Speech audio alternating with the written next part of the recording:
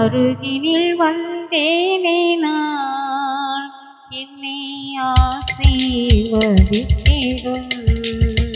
சுடரொளி பட்டயமே என் வாழ்வில் சுடர்விட வந்திடும்.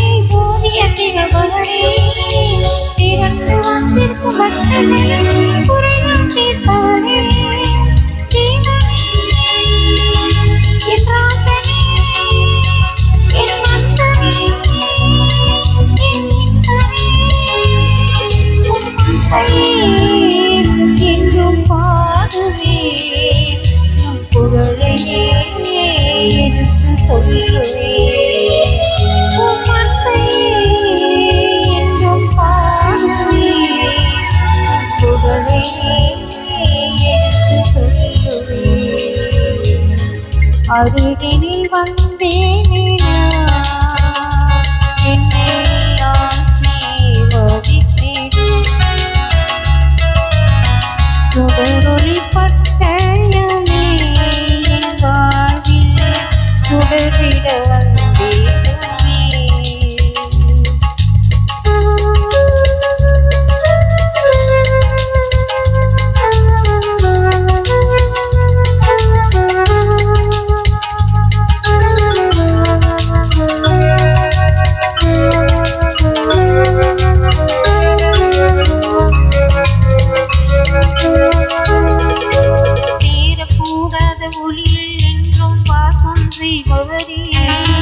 தேடி வந்திருக்கும் எங்களுக்கும் தரிசனம் தருவீரே. சேரக்கூடாத ஒளியில் என்றும் வாசம் செய்பவரே, தேடி வந்திருக்கும் எங்களுக்கும் தரிசனம் தருவீரே. நாடி வந்திடும் யாவரையும் வெறுத்து தள்ளாத தேவனே, கூடி வந்திருக்கும் எங்களுக்கு கிருபை தருவீரே.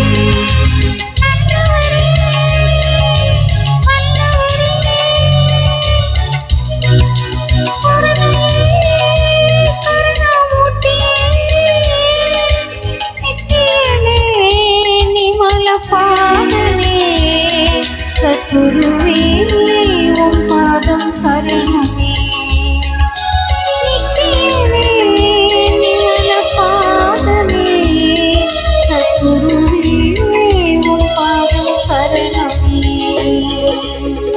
அருகினில் வந்தேனே நான் என்னை ஆசீர்வதித்திடும் சுடரொளி பட்டயமே என் வாழ்வில் சுடர்விட வந்திடுமே. அருகில் வந்தேனே நான் என்னை ஆசீர்வதித்திடும் சுடரொளி பட்டயமே என் வாழ்வில் சுடர்விட வந்திடுமே. இந்த நாளிலும் வந்து கலந்து கொண்ட உங்கள் ஒவ்வொருவரையும் உயிர்த்தெழுந்த இயேசுவின் நாமத்தினாலே வாழ்த்தி ஆசீர்வதிக்கிறேன்.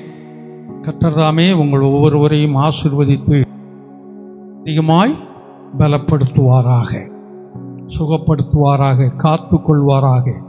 இந்த வெயிலினுடைய தாக்கத்திலிருந்து நம் ஒவ்வொருவரையும் பொறுப்படுத்திக் கொள்வார். இந்த வெயிலினால் வரக்கூடியதான எந்த ஒரு வியாதியும் நம்மை அணுகாதபடி அவர் வேலையடைத்து நம்மை பாதுகாத்துக் கொள்வார். அல்லேலூயா.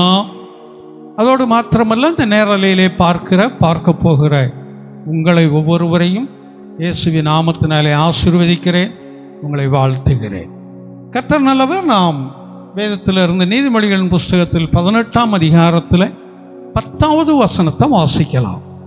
நீதிமொழிகள். கர்த்தரின் நாமம் பலத்த துருகம், நீதிமான் அதற்குள் ஓடி சுகமாயிருப்பார். அல்லேலூயா. அருமையா இங்க சொல்லும்போது இந்த வசனத்தை சொல்றது யாருன்னு தெரியுமா?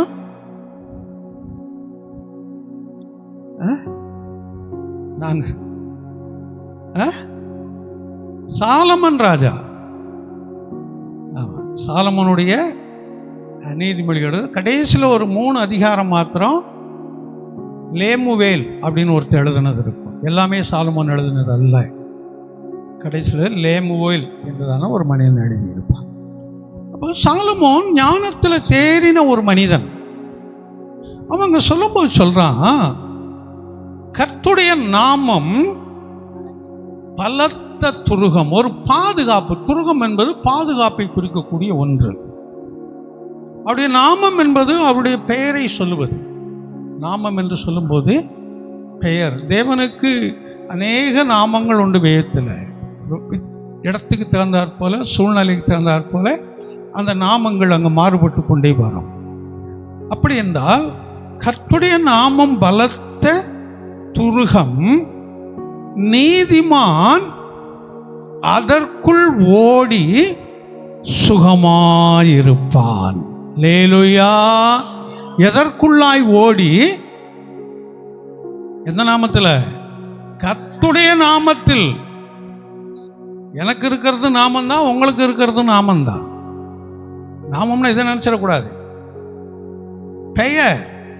நாமம் என்றால் பெயர். அப்படி என்றால் கர்த்தருடைய நாமத்திற்குள்ளாய் ஓடி. அது வரும்போது 91வது சங்கீதத்தில் 1வது வசனத்தில் என்ன வாசிக்கிறோம்? 91:1, உன்னதமானவரின் மறைவில் இருக்கிறவன் சர்வ வல்லவரின். அதனால அது எல்லாருக்கும் மனப்பாடமா தெரியுங்கிறதுனால தான் அதில் என்ன சொல்லியிருக்குன்னு கேட்டேன். வாசிங்கன்னு சொல்லலை இல்லையா? உன்னதமானவருடைய நிழல். அதுக்குள்ள நம்ம போகும்போது நமக்கு அதில் ஒரு பெரிய பாதுகாப்பு இருக்கிறது. இப்போ நமக்கு சூடு எப்படி இருக்குங்கிறது தெரியும். ஏன்னா நேத்தான் கத்திரி ஆரம்பிச்சிருக்குது. அது எதற்காக கத்திரின்னு பேர் வச்சாங்கன்னு தெரியல. பொதுவாக கத்திரின்னா என்ன? வெட்டுறது. கத்திரிக்காய்னா அது வேற, கத்திரிக்காய்னா வேற, இது கத்திரினா வெட்டுறது. அந்த அளவுக்கு வெப்பத்துடைய தாக்கங்கள் இருக்குங்கிறதுனால கத்திரின்னு வச்சாங்களா என்னங்கிறது நமக்கு தெரியாது.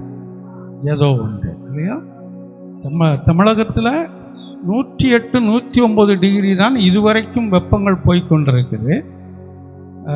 ஆனால் இந்த வருடத்தில் கத்திரி பிறக்கிறது, அதாவது போன வாரத்திலேயே 110, 111 டிகிரி வரைக்கும் வெயில் போயிருக்குது. பரமத்தி வேலூர், ஈரோடு, சேலம் இங்கெல்லாம் 110, 111 டிகிரி வரைக்கும் வெயில் போயிருக்குது. இதெல்லாம் பார்க்கும்போது சென்னையில் குறவு. இதெல்லாம் பார்க்கும்போது சென்னையில் இந்த வெயிலே இப்படி இருக்குதுங்கன்னா இப்போ வெளியில் அது அந்த சூடு எவ்வளோ இருந்திருக்குங்கிறத கொஞ்சம் யோசிச்சு பாருங்க. இந்த வெயில் எப்படியும் நமக்கு ஜூலை வரைக்கும் இருக்கும். மே கத்திரி 28ஓட முடியுங்கிறது இல்லை. ஜூன் மாதம், ஜூலை மாதம் வரைக்கும் இந்த வெயில் இருக்க வேணாம். அதை பாருங்க. இந்த வெயில் காலத்தில் நம்ம போய்கொண்டிருக்கும் போது ஏதாவது ஒரு வாகனத்தில் போகிறவங்களுக்கு, 2 வீலரில் போகிறவங்களுக்கு தெரியும் ஒரு சிக்னலில் நின்னா எப்படி இருக்கணும். லைட் எரியுமா? எரியும்னா இப்போ நாங்கள் லைட் எரியுது, சிகப்பு, எல்லோ, பச்சை எல்லாம் உடம்பெல்லாம் எரியுமா? ஆமாம். போகும்போது கூட தெரியாது. அந்த சிக்னல் நிற்கும் போது தான் அது. அந்த நேரத்தில் எங்கே நிற்பாங்கன்னு தெரியுமா நிற்கிறவங்க? எங்கேயாவது அந்த போஸ்ட் நிழல் இருக்குதா? அதில் ஒன்றும் பெருசாக நமக்கு நிழல் வந்துட போகிறதில்ல. இருந்தாலும் அந்த நிழல் இருக்கான்னு பார்ப்பாங்க. அப்படியே இந்த வண்டிகளை நிற்கும் போது கூட நம்முடைய வண்டி நிழலே நம்ம காலுக்கு எந்த காலுக்கு கொஞ்சம் தாங்குமோ அந்த இடத்துல காலை கொண்டு நீட்டுவாங்க நம்ம வண்டிக்குரிய.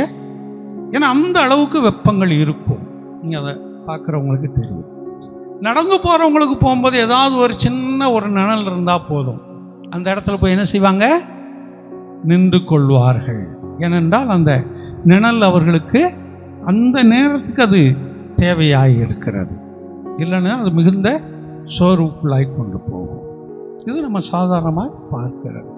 அதைத்தான் இங்க சொல்லும்போது, நீதிமான் அவருடைய பலத்த துருகத்திற்குள்ளாய் ஓடி சுகமாயிருப்பான்.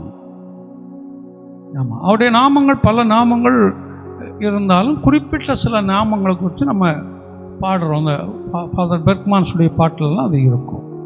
அந்த ஒவ்வொரு அதுக்கும் ஒவ்வொரு அர்த்தங்களும் உண்டு இல்லையா? ஏலோஹிம் என்றால் என்ன அர்த்தம்?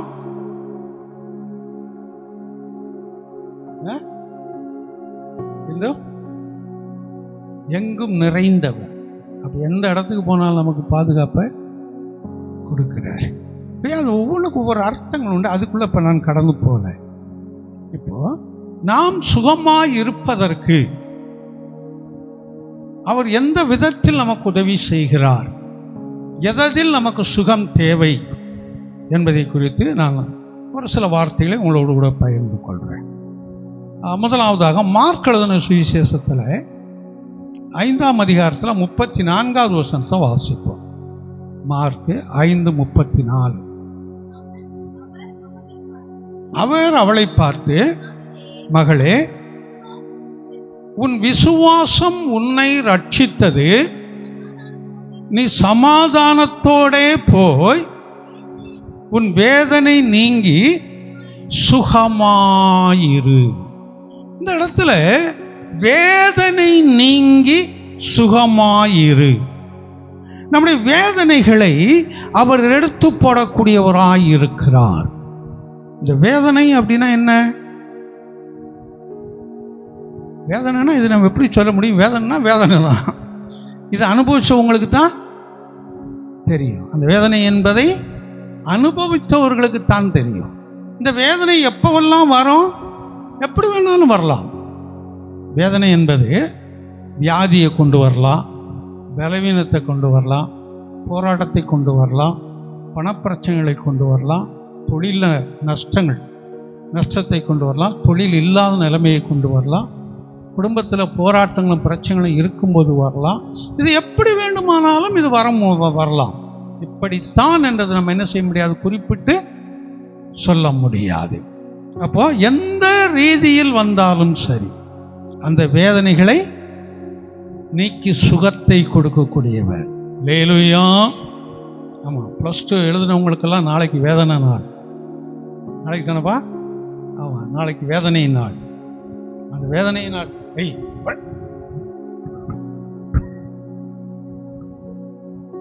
இந்த பூனைக்கு வந்து இங்க அந்த முன்னாடி இருக்கிற அந்த கார்டன் மாதிரி வச்சுக்கோங்க, அதெல்லாம் கக்கூஸ் பண்ணி போட்டு போயிருக்கு. ஒரே நாத்தங்க. நான் தொட்டிக்குள்ள பண்ணி போட்டுருக்கு. சுற்றி சுற்றி இங்கே தொந்தரவு பண்ணிக்கிட்டு இருக்கு இந்த பூனைக்கு. அதை அடிக்கவும் முடியல, விரட்டவும் முடியல. எங்கே விரட்டினாலும் திரும்ப ஓடி வந்துடுது. சரி, பார்க்கலாம் என்ன. அப்போ அது வேதனைகள் எந்த ரீதியில் எந்த சூழ்நிலையில் வேண்டுமானாலும் அதை நம்மை ஆட்கொள்ளும். இந்த 2 பேருக்கு வேதனையே இருக்காது நாளைக்கு. யாராருக்கு?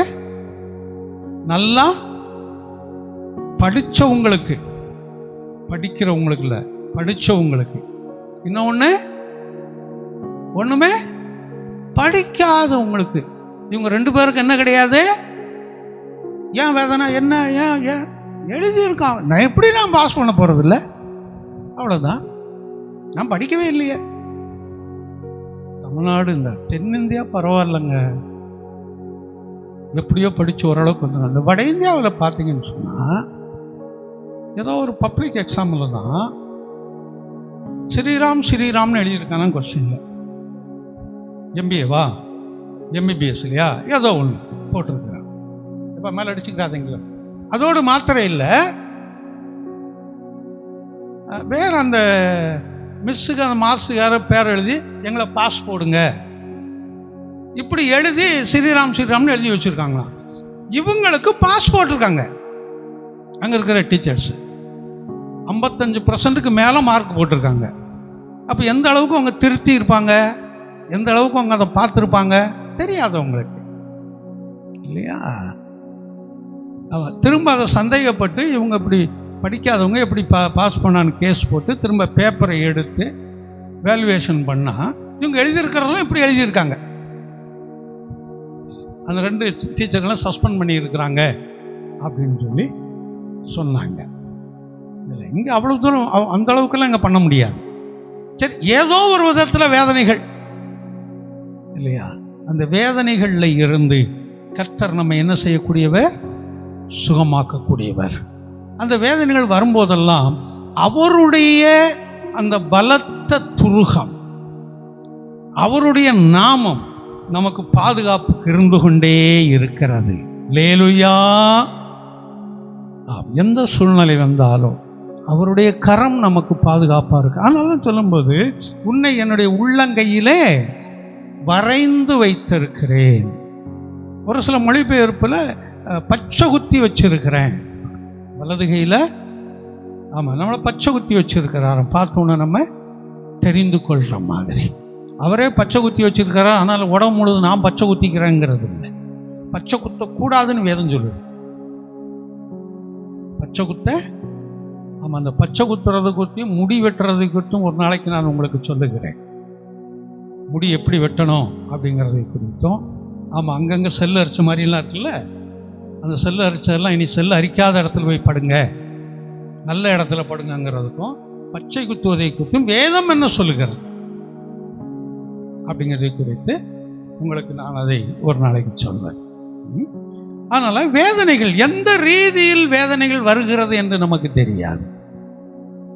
எந்த ரீதியில் வேதனை வந்தாலும் அதிலிருந்து நம்மை சுகமாக்கக்கூடியவர், அதிலிருந்து நம்மை விடுவிக்கக்கூடியவர். அல்லேலூயா. விசுவாசிப்போம். அதை இங்க வரும்போது அர்த்தம் வாசிக்கிறோம். அந்த வசனத்தை திரும்ப வாசிங்க. அவர் அவளை பார்த்து, மகளே, உன் விசுவாசம் உன்னை ரட்சித்தது, நீ சமாதானத்தோட போய் உன் வேதனை நீங்கி சுகமாயிரு. இதில் நமக்கு தெரியும் இந்த சம்பவம், பெரும்பாலுள்ள ஸ்திரியை குறித்த சம்பவம். அதனால் அதுக்குள்ளே நான் கடந்து போல. வேதனைகள் இவளுக்கு பல விதங்களில் வேதனை இருந்தது. ஒரு வேதனை வியாதினால் மாத்திரம் அவளுக்கு வேதனை இல்லை, பல வேதனைகள் இருந்தது இவளுக்கு. என்னென்ன வேதனை இருந்துச்சுன்னு கொஞ்சம் சொல்லுங்க பார்க்கலாம். சத்தமா சொல்லணும். நிந்தையா? சரி, நிந்தையினால பணத்தில் நஷ்டம், ஊரை விட்டு ஒதுக்கி வச்சுட்டாங்க. அவளோட யாரும் தொடர்பு வைத்துக்கல, அவளை ஒதுக்கி வச்சுட்டாங்க, தனியாக போயிடணும்னு சொல்லி. வேற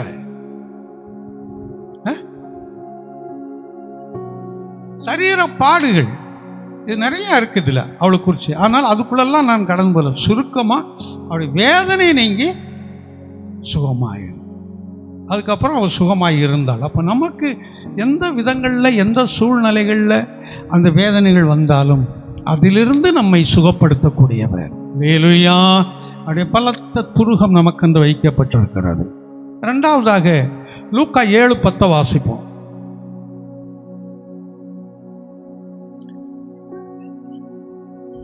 அனுப்பப்பட்டவர்கள் வீட்டுக்கு திரும்பி வந்தபோது வியாதியாய் கிடந்த வேலைக்காரன் சுகமடைந்திருக்கிறதை கண்டார்கள். இங்க வியாதியிலிருந்து இவன் சுகமடைந்தான். இவனுக்காக பரிந்து பேசினது அவனுடைய எஜமான். எஜமான் பரிந்து பேசினாங்கிறது ஒன்றும் பெருசு இல்லை. அந்த நாட்களில் எஜமான் பரிந்து பேசுறது கஷ்டம். நியாயப்பிரமாணத்துக்கு உட்பட்ட நாட்கள் அது. அந்த நாட்களில் தன்னுடைய வேலைக்காரனுக்காக அதுவும் ஒரு உயர் பதவியில் இருந்த ஒரு அதிகாரி அவன் இயேசுவானவர்கிட்ட போய் கேட்குறான், நீங்கள் என் வீட்டுக்குள்ளே வர்றதுக்கு நான் பாத்திரம் இல்லை, ஒரு வார்த்தை சொல்லுங்க போதும், என் வேலைக்காரன் சுகமாவான் என்று சொல்லி அவன் சொல்கிறான். அந்த ஒரு வார்த்தை, நீ போகலாம், உன் வேலைக்காரன் சுகமாக இருக்கிறான், நான் வீட்டுக்கு வரலைங்கிறார். அவ்வளோதான். உடனே வீட்டுக்கு போகிறான், வேலைக்காரன் சுகமாக இருக்கிறான். வேலைக்காரன் எப்போ சுகமானான்னு கேட்குறான். நேற்றைய தினத்தில் அந்த நேரத்தை சொல்கிறாங்க. முதல் நாள் இவனுக்கு சுகம் கிடைத்த நேரத்தை. அப்போ எஜமானுக்கு தெரியும் அந்த நேரம் தான் இயேசுவானவர் சொன்னார் உன் வேலைக்காரன் சுகமாக இருக்கிறான் என்று சொல்லி. அப்போ ஏறத்தாழ ஒரு 50 கிலோமீட்டர் பக்கம் தூரத்தில் வித்தியாசம் உண்டு வேலைக்காரன் இருந்ததுக்கும் இயேசுவானவர் இருந்ததற்கும். அங்கிருந்து அவர் சொல்லும்போது அந்த சுகம் அவனுக்கு அங்கே புறப்பட்டு போனது, அந்த சுகம் கிடைத்தது. நம்ம எவ்வளவு தூரத்தில் இருக்கிறோங்கிறது பெரிதல்ல. எந்த இடத்துல இருந்தாலும் அவருடைய பலத்த துருகத்திற்குள்ளாய் நம்ம கடந்து போகும்போது கர்த்தர் நமக்கு சுகத்தை கொடுக்கக்கூடியவர். அல்லேலூயா. இந்த 2வது நாள் VBS, முதல் நாள் கூட பார்க்கறதுக்கு போது 2ஆம் நாள் VBS எடுக்கும்போது நான் பின்னாடி சேர் போட்டு உட்கார்ந்துக்கிட்டு இருந்தேன். அன்னைக்கு முதல்ல 2ஆவது நாள் என்ன பாட்டு கற்றுக் கொடுத்தாங்கன்னு எனக்கு தெரியாது. நான் பின்னாடி உட்காந்து தூங்கினேன். ஆனால் முழிச்சுக்கிட்டு இருக்க மாதிரி கொஞ்சம் நடிச்சுக்கிட்டேன். முழிச்சுக்கிட்டு இருக்கிற மாதிரி என்ன செஞ்சுக்கிட்டேன், நடிச்சுக்கிட்டேன். ஏன் அப்படி தூக்கம் வந்து சொன்னா, எனக்கு திடீர்னு இந்த சைடு ஒரு வலி வந்தது, இங்கிட்டும் பின்னாடியும் ஒரு வலி வந்தது. சில நேரம் அப்படி வரும், அதை நான் பெரிதாக யோசிக்கிறதில்லை. என் பக்கத்தில் உட்காந்துருந்த தம்பி, அவன் MBA படிச்சுக்கிட்டு இருக்கிறான், வேலைக்கு போகிறான் பனிமலரில். அந்த மெடிக்கல் சம்மந்தப்பட்ட BSc ஒரு கோர்ஸ் எடுத்து முடிச்சுட்டு போகிறான். தம்பிட்ட என்னுடைய வாட்டர் கேன் முன்னாடி இருந்த தம்பி அந்த வாட்டர் கேன் வந்து எடுத்துகிட்டு வா அப்படின்னு. அந்த வாட்டர் கேன் எடுத்துகிட்டு வந்து கொடுத்தா அதில் ஒரு தண்ணி ஒரு பாதி இதை குடிச்சு வச்சு வலி இருந்துக்கிட்டே இருந்தது. நம்ம கை கண்ட மருந்து இருக்குது, அவ்வளோதான். கையை அந்த இடத்துல வச்சு இந்த வலியை என்னை விட்டு போ, அவ்வளோதான் சொன்னேன். சொல்லிட்டு அப்படியே கொஞ்சம் கண்ணை மூடினேன், அப்படியே கொஞ்சம் தூங்கிட்டேன். அதுக்கப்புறம் பாட்டு கொஞ்சம் பாடும்போது நானும் பாடுற மாதிரி கொஞ்சம் கண்ணை முழிச்சுக்கிட்டேன். ஏன்னா நானும் தூங்குறேன்னு காட்டிடக்கூடாது இல்லை, கொஞ்சம் முடிச்சுக்கிட்டேன். அதுக்கப்புறம் அந்த வலி எப்படி போச்சு என்ன ஆச்சுங்கிறது எனக்கு ஒன்றும் தெரியல. ஏன் சொல்ல வர, நமக்கு பரம வைத்தியர் இருக்கிறார். மருந்து மாத்திரை சாப்பிடுவது தவறல்ல, அது நல்லது, அதை எடுத்துக்கொள்ளுங்கள். ஏன்னா வேதத்தில் வரும்போதும் வியாதி உள்ளவனுக்காகத்தான் வைத்தியன் தேவை என்று இயேசுவானவர் சொல்லி இருக்கிறார். ஆனால் எல்லா நேரத்திலையும் அந்த மருந்து மாத்திரை நமக்கு வேலை செய்யாது. ஆமாம், நம்முடைய விசுவாசம், நம்முடைய ஜபம் நமக்கு கிரியை செய்யும். அல்லேலூயா. கர்த்தர் நல்லவர். நம்ம அந்த காரியங்களை நம்ம கொஞ்சம் பழக்கத்தில் அனுபவத்தில் கொண்டு வரணும். ஆமாம், இங்கே வரும்போது வியாதியாய் படுத்து கிடக்கிறான் அந்த வேலைக்காரன். இயேசுவான ஒரு வார்த்தை சொன்ன மாத்திரத்தில் அவனுக்கு சுகம் கிடைத்தது. நீ எந்த பலவீனத்தோடு இருக்கிற, எந்த வியாதிகளில் இருக்கிற, அதிலிருந்து கர்த்தர் உனக்கு ஒரு நல்ல ஒரு சுகத்தை கொடுப்பார். முதலாவது எதிலிருந்து சுகத்தை கொடுப்பாரு? வேதனை. எந்த வேதனை? எந்த வேதனை? எந்த வேதனைனாலும் சரி, அவ்வளவுதான் இல்லையா? எந்த வேதனைனாலும் சரி, அந்த வேதனையிலிருந்து சுகம் கொடுக்கக்கூடியது. இரண்டாவதாக வியாதியிலிருந்து சுகம் கொடுக்கக்கூடியது. மூன்றாவது ஒன்று வாசிக்கலாம். லூக்கா 15:27 வாசிப்போம். அதற்கு அவன், உம்முடைய சகோதரன் வந்தார், மறுபடியும் சுகத்துடனே உம்முடைய தகப்பனிடத்திலே வந்து சேர்ந்தபடியினால். இந்த சம்பவம் தெரியும். இந்த சம்பவம் யாரை குறித்து சொல்லி இருக்குது? சத்தமா சொல்லுங்க.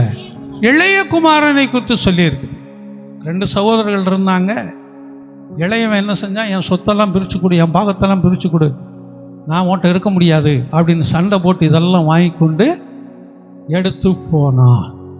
எடுத்துட்டு போய் அதை தாறுமாறாய் செலவு பண்ணி எவ்வளவு மோசமாய் நடக்க வேணுமோ அப்படியெல்லாம் நடந்து எல்லாவற்றையும் இழந்த பின்பு திரும்ப யோசிக்கிறான், இடையே அப்பா எவ்வளோ வசதி உள்ளவராக இருக்கிறாரு, ஆனால் அவர்கிட்ட போய் பரத்துக்கு விரோதமாகவும் உமக்கு விரோதமாகவும் பாவம் செய்தேன்னு சொல்லி அவர்கிட்ட மன்னிப்பு கேட்டு வீட்டில் ஒரு வேலைக்காரனா நான் இருந்துக்கிட்டா போதும், திருப்தியான சாப்பாடு கிடைக்கும். இப்போ இங்கே வந்து பண்ணி சாப்பிட்ற தவிட சாப்பிட்டுக்கிட்டு இருக்கிறோமே, பண்ணி சாப்பிட்ற தவிட சாப்பிட்டுக்கிட்டு இருக்கோம், அது கூட கிடைக்க மாட்டேங்குது, அடிக்கிறானே ஓனர். இந்த ஒரு வேதனை அவனுக்குள்ளாய் வந்தது. இப்போ தகப்பனுடைய வீட்டுக்கு வந்துட்டான். இப்போ அங்கே ஒரே கூத்தும் கும்மாளமாக இருக்குது, ஆட்டம் பாட்டமாக இருக்குது, பெரிய ஒரு விருந்தே தடபுடலாக நடக்குது, தடபுடலான விருந்து நடக்குது. வெளியில இருந்து மூத்த அண்ணன் வர்றான், கேட்குறான், என்ன வீட்டில் ஒரே மேளதாளம், என்ன ஒரே கூத்தா இருக்குது, என்ன விருந்து மனமெல்லாம் அடிக்குது, என்ன? இவன் வயலுக்கு வேலைக்கு போயிட்டு வர்றவன். அதுக்கு தான் அங்கே இருக்கிற வேலைக்காரன் ஒருத்தன் சொல்கிறான், உடைய தம்பி அவர் வீட்டிற்கு திரும்ப வந்து விட்டார், அதனால தான் இது. அதுக்கப்புறம் அவன் சொல்கிறான், நான் இவ்வளோ நாள் இங்கே இருக்கிறேன், எனக்கு ஒன்றும் இல்லையே, இவ்வளோ நாள் கஷ்டப்படுறேன், ஒன்றும் இல்லை, நான் சொத்தெல்லாம் பிடிங்கிட்டு போய் அதெல்லாம் பல வழிகளில் நஷ்டப்படுத்திட்டு வந்தவனுக்கு கூட பெரிய விருந்தா அப்படின்னு அவன் முறுமுறுக்கிறான். உடனே தகப்பனார் வெளியே வந்து கூப்பிடுறான், மகனே அவன் செத்துட்டான், இப்போ திரும்ப உயிரோட வந்திருக்கிறான்பா, நீ எப்போதும் என்னோடு கூட இருக்கிற, இதெல்லாம் உனக்குத்தான், இதெல்லாம் உனக்குத்தான். சிஸ்டர் வீட்டில் சொல்லாலும் சொல்லுவாங்க, எனக்குன்னு என்ன இருக்குது, நான் சொல்லுவேன், இங்கே இருக்கிறதெல்லாம் உனக்கு தானே, இங்கே இருக்கிறதெல்லாம் அங்கே இருக்கிறதெல்லாம் அவங்களுக்கு தானே, வேறையா இருக்கு, அங்கே இருக்கிறதெல்லாம் உனக்கு தான், வேறையா இருக்குமா. அவங்க சொல்லுவாங்க, யார் போகிறதோ போகிற வரைக்கும் உனக்கு தானே, இல்லையா? அப்போ அங்கே இருக்கிற வரைக்கும் அவனுக்கு சொந்தம், அது இங்கே இருக்கிறதெல்லாம் உனக்கு அப்படின்னு சொல்லி அவன் சொல்றான். அப்போ இங்கே வரும்போது அவன் அந்த வருஷம் திரும்ப வருஷம் 27, அதற்கு அவன், உம்முடைய சகோதரன் வந்தார், மறுபடியும் சுகத்துடனே, சுக தகப்பனார் இடத்துல வந்து சேர்ந்தபடியினால் அவனுக்கு சுகம் இல்லை. அப்போ மறுபடியும் சுகத்தோடு வந்தான் அப்படின்னா அங்க இருந்த இடத்துல அவனுக்கு சுகம் இல்லாமல் இருந்திருக்குது, பல பாதிப்புகள் அவனுக்கு. எதனால பாதிப்பு வந்தது? ஒன்று பின்மாற்றம், பின்மாற்றத்தினால அவன் சுகத்தை இழந்து போனான். பின்மாற்றம் என்றால் என்ன? தகப்பனை விட்டு போயிட்டான். அப்ப தேவனை விட்டு நாம் ஒதுங்குவது, தேவனோடு சேராமல் இருப்பது, தேவனோடு இணைந்து கொள்ளாமல் இருப்பது. நான் அடிக்கடி சொல்றது போல, பின்மாற்றத்துக்குள் நம்ம கடந்து போனா நம்ம ஒன்றும் சொல்ல வேண்டாம், ஒரே ஒரு காரியம் செய்தால் போதும். என்ன காரியம்?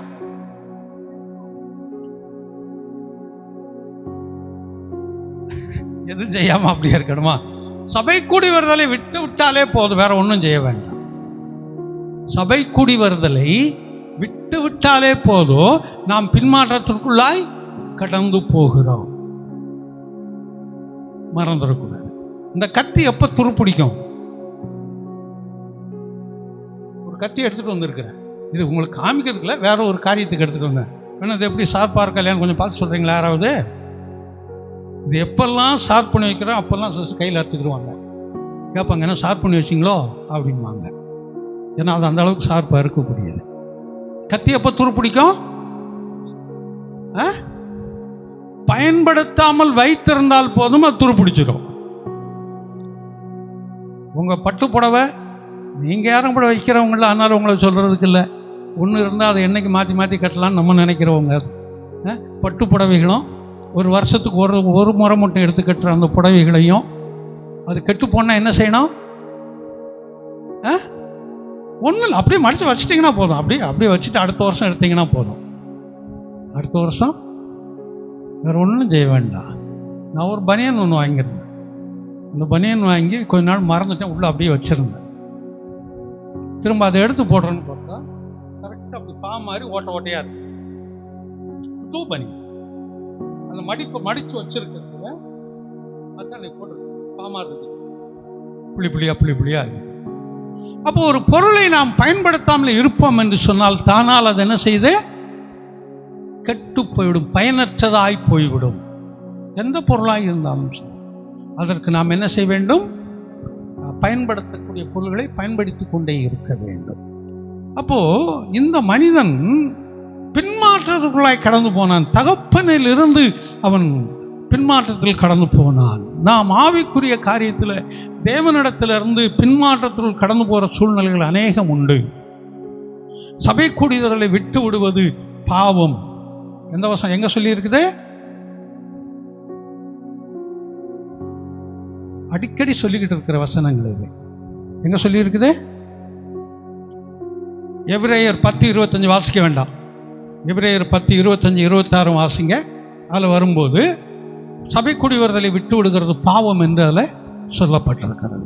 ஆனால் நம்ம வேற ஒன்றும் செய்ய வேண்டாம். அது பின்மாற்றத்தில் கடந்து போனது. அதோடு அவன் பாவத்திலே கடந்து போனான். அண்ணங்காரன் வந்து சொல்றான், இவன் துன்மார்க்கமாய் வேசிகளிடத்திலே கடந்து போய் தன் பணங்களை எல்லாம் செலவழித்து வந்தானே என்று சொல்லி. அப்ப இளையவன் தன்னுடைய பணங்களை என்ன செய்தானா? தகப்பனிடத்திலிருந்து பிரிந்து போனது ஒரு பகுதி. இரண்டாவது பகுதி துன்மார்க்கமான வாழ்க்கை, விபச்சாரமான வாழ்க்கையிலே அவன் கடந்து போனான். அதுதான் வாசிக்கிறோம். இப்ப அவன் என்ன செய்ய? புதுப்பிக்கப்பட்ட நிலைமையில அங்க வந்து நிற்கிறான். பெரிய அவமானத்தை சந்திக்கிறான். இவனோடு இருந்த நண்பர்கள் எல்லாம் இவனுடைய பணம் செலவானவுடன் அவனை விட்டு போய், இது நம்முடைய வாழ்க்கையில் நடக்கும். நம்மளுக்கு கொஞ்சம் பணம் இருந்தால் நம்முடைய சொந்தம் பந்தம் நண்பர்கள் எல்லாம் வந்து நிற்பானுங்க. நம்மளோட கொஞ்சம் காசு இல்லைன்னு சொன்னால், நம்மளோட பணம் இல்லைன்னு சொன்னால் எல்லாம் நான் அப்படியே ஒவ்வொருத்தனாக ஒதுங்குவோம். நம்ம தனிமரமாய் நிற்க வைத்து விட்டு எல்லாம் ஒதுங்கிக் கொள்வார்கள். ஏன் தெரியுமா? அவன்கிட்ட போய் நம்ம தொடர்பு வச்சுக்கிட்டோம்னா நமக்கு தான் நஷ்டம். நாம் ஒதுங்கிக் கொள்ளலாம் என்று ஒதுங்கிக் கொள்வார்கள். அதே போல இவனிடத்தில் பணம் இருக்கும் வரைக்கும் அநேகர் இருந்தாங்க. பணம் இல்லைன்னு ஒன்று எல்லாம் அப்படியே ஒதுங்கிக் கொண்டார்கள். தனிமையாக்கப்பட்ட ஒரு சூழ்நிலை. பன்னி தவிடு எடுத்து சாப்பிட்றான். பன்னி ஓனர் வந்து சொல்றான், ஆமா பன்னிக்கு வைக்கிற தவிடெல்லாம் நீ சாப்பிட்டேன்னா ஏன் பண்ணி எதை சாப்பிடும் ஓடுன்னு ஒரு அவமானத்தை எங்கே சந்திக்கிறான். இப்படி பல காரியங்களை அவன் சந்தித்ததுக்கு அப்புறம்தான் அந்த உணர்வு வந்து நேரடியாக தன்னுடைய தகப்பனாரிடத்திலே வருகிறான். அப்போ பாவத்திலிருந்தும் பின்மாற்றத்திலிருந்தும் அவமானமான காரியத்திலிருந்தும் தவறான காரியங்களிலிருந்தும் நம்மை சுகப்படுத்தக்கூடிய தேவன். அல்லேலூயா. நம்மை சுகமாய் வைத்திருக்கக்கூடிய தேவன்.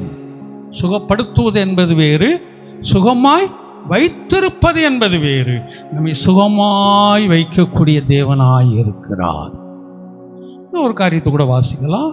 அப்போஸ்தலர் 3:16 வாசிக்கும். அப்போஸ்தலர் 3:16. அவருடைய நாமத்தை பற்றும் விசுவாசத்தினாலே, அவருடைய நாமமே நீங்கள் பார்த்து அறிந்திருக்கிற இவனை பலப்படுத்தினது. 16 வாசி, இன்னொரு தடவை வாசிக்க. விசுவாசத்தினாலே பார்த்து பலப்படுத்தினது. அவரால் உண்டான விசுவாசமே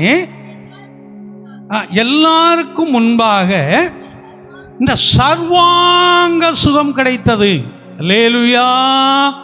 சர்வாங்க சுகம்னா என்னன்னு தெரியுமா? முழுமையான ஒரு சுகம் கிடைத்தது.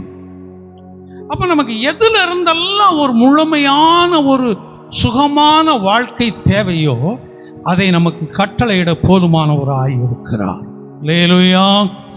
இந்த இடத்துல வரும்போது பிறவி முடவன்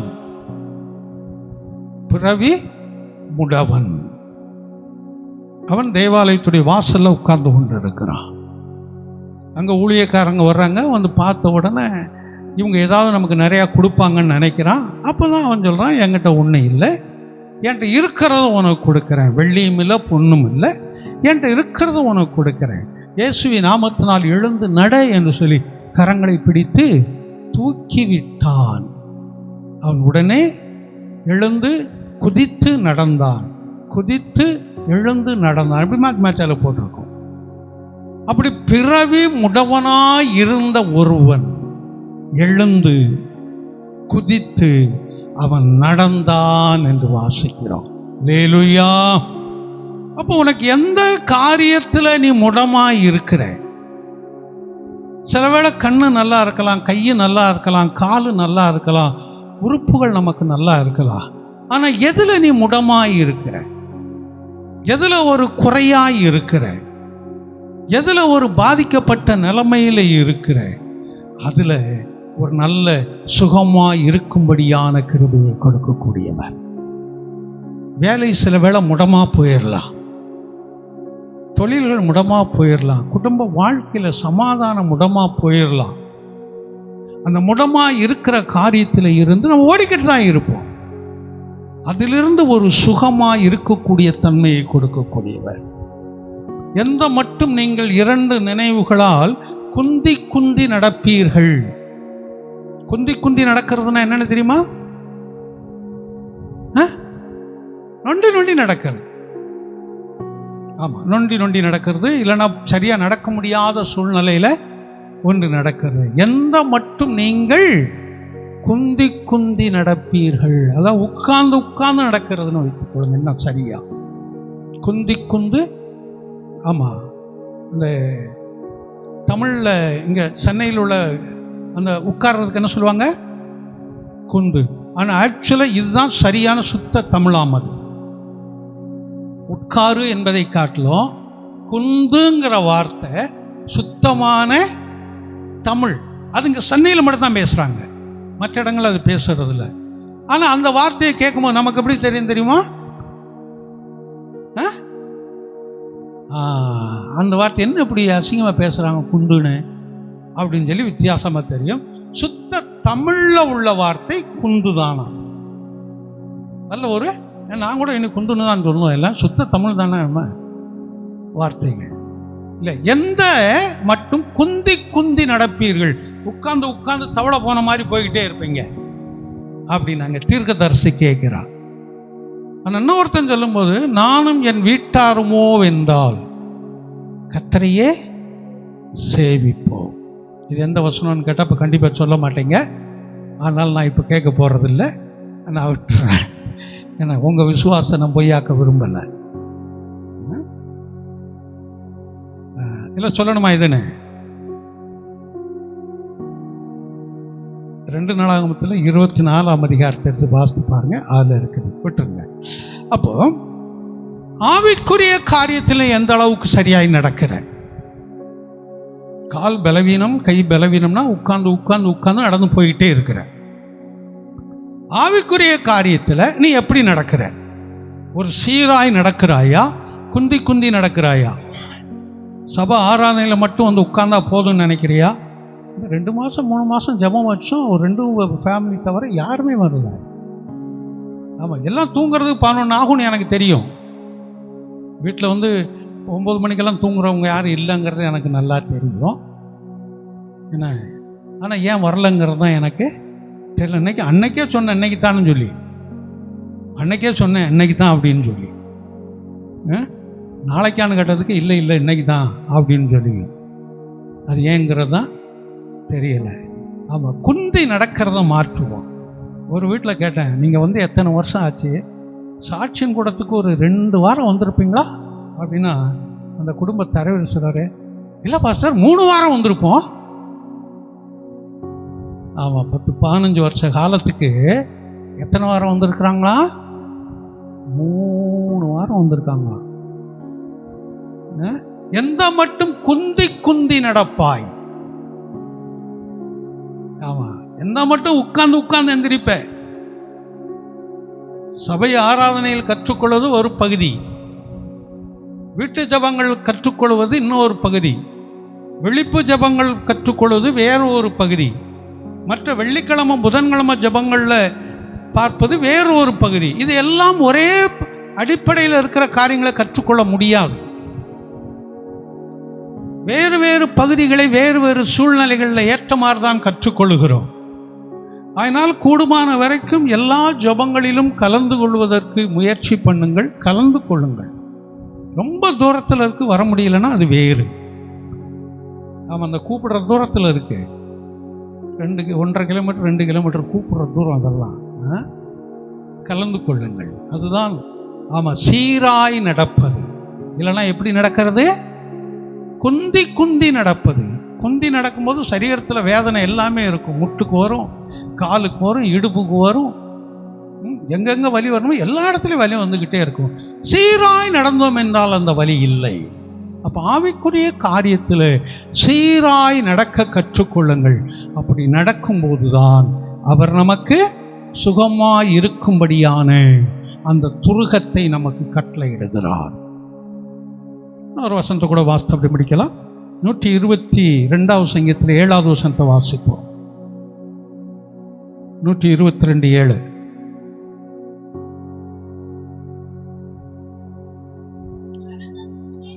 சமாதானமும்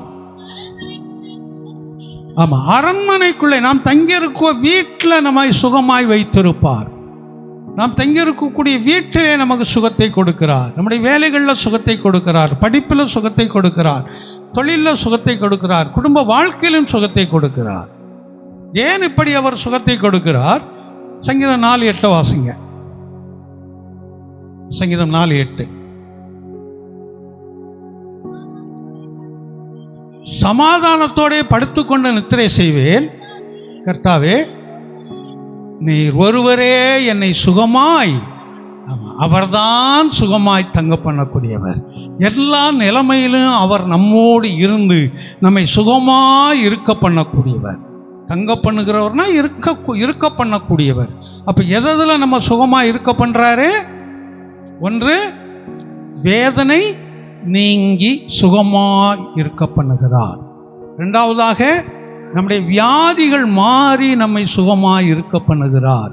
மூன்றாவதாக, நம்முடைய பாவத்திலிருந்தும் பின்மாற்றத்திலிருந்தும் அவமானமான காரியத்திலிருந்தும் தவறான காரியங்களிலிருந்தும், இதெல்லாம் மொத்தம் ஒரே குறிப்பில் வருது. இதிலிருந்தெல்லாம் நமக்கு ஒரு சுகத்தை அவர் கட்டளையிடக்கூடியவராய் இருக்கிறார். அடுத்ததாக, முடமாய் இருந்த மகனுக்கு ஒரு முழுமையை கொடுத்தார். அப்ப எதுல நம்ம அறகுறையா முடமாய் இருக்கிறோமோ, அது ஆவிக்குரிய காரியமாக இருந்தாலும் சரி, வேலைகள் தொழில்கள் படிப்பாக இருந்தாலும் சரி, அறகுறையான முடமாய் எதுல பாதியாய் இருக்கிறோமோ அதில் ஒரு முழுமையாய் கொடுக்கக்கூடியவர். அல்லேலூயா! முழுமையாய் கொடுத்து நம்மை சுகமாய் தங்க பண்ணக்கூடியவர். அதோடு நம்முடைய வீட்டிலே, நம்முடைய அரண்மனையிலே, நாம் இருக்கிற வீடு தான் நமக்கு அரண்மனை, நம்முடைய வீட்டிலே நமக்கு ஒரு நல்ல ஒரு சுகத்தை கொடுக்கக்கூடியவர். ஏன்னா அவர்கிட்ட தான் அந்த சுகம் இருக்குது. அவரே நம்மளை சுகமாய் தங்க பண்ணக்கூடியவர். இது நிச்சயமாய் நமக்கு நடக்கும். தொடர்ந்து ஜெபித்துக் கொள்ளுங்கள்.